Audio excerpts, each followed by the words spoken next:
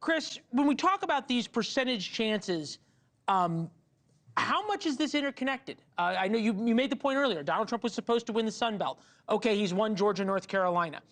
Does that inform our thinking at all about how he's going to perform or outperform or underperform in Pennsylvania?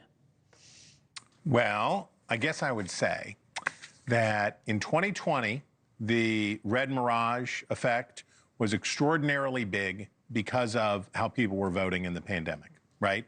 So it was an exaggerated red mirage because Democrats were overwhelmingly voting by mail and early and absentee. So early in the night, right? We remember when Donald Trump declared victory. He went to the podium at the White House and said, "I have won." And I said, "No, you have not." But the mail-in vote was huge partisan skew.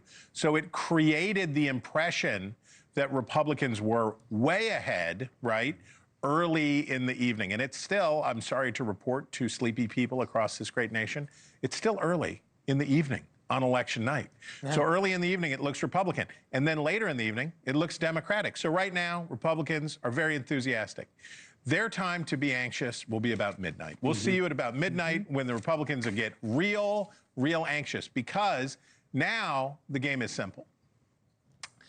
Arizona, if Arizona comports with what's happening in other red states, and we see Donald Trump the Republicans retake the southern tier of the United States, which has been their domain since 1972 and 1968, if they take back what is part of their real estate, this is an election, as it has always been, about the three upper Midwest states, the I-70 corridor, out west, up into Michigan, and out into Wisconsin. That's what this is going to be about. And we are in for a car crash tonight because it's close. Trump is doing better in these places than he did in 2020, but so far, not as well as he did in 2016. So this thing is, as they said a long time ago, hotter than the devil's anvil, and that's what's going to happen. The hillbilly wisdom's coming out. Yeah, so exactly. So if you're a Democrat,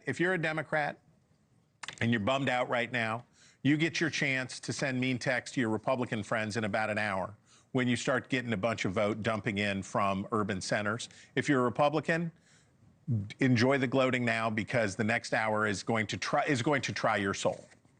Yeah, I think it's sooner than that. I think everything you just said is spot on, and I'm no Scott Tranter. I've heard you say a lot of stuff that makes no sense. I know exactly. They're going to have, within 30 minutes, we're going to have a better picture of whether or not they're within striking range. And look, that's what it's about, managing expectations. But, you know, you and I both know this is when the booze starts to flow in those rooms, is when people are trying to manage their emotions, when they're no longer in control of the outcome.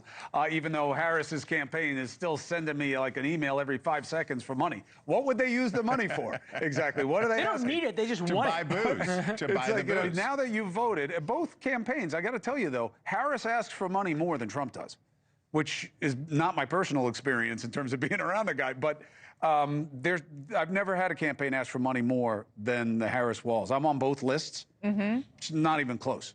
Hey, thanks for watching. Go to joinnn.com to find NewsNation on your screen. And don't forget, click the red subscribe button below to get more of NewsNation's fact-driven, unbiased coverage.